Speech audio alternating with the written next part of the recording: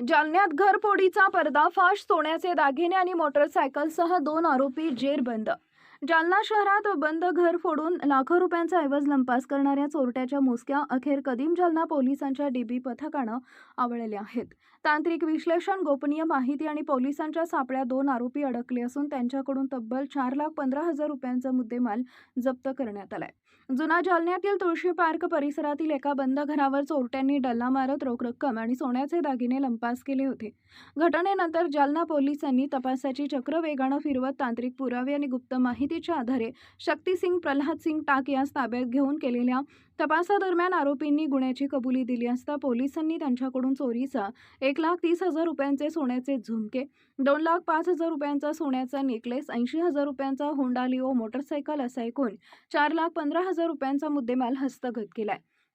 या प्रकरणात पोलिसांनी शक्तिसिंग प्रल्हादसिंग टाक वय वर्ष 25 आणि चोरीचे सोने खरेदी करणारा सोनार अजय शंकर वर्मा या दोघांना अटक केली आहे. विशेष म्हणजे आरोपीकडून एकूण 3 गुन्हे उघडकीस आलेत. वरिष्ठ पोलीस अधिकाऱ्यांच्या मार्गदर्शनाखाली पोलीस निरीक्षक जनार्दन शेवाळे, पोलीस उपनिरीक्षक मच्छिंद्र वाघ, सदा राठोड, सचिन चौधरी, बाबा गायकवाड, मतीन शेख, इम्रान खान, दिलीप गायकवाड आणि समाधान लंबे यांनी ही कारवाई केली आहे.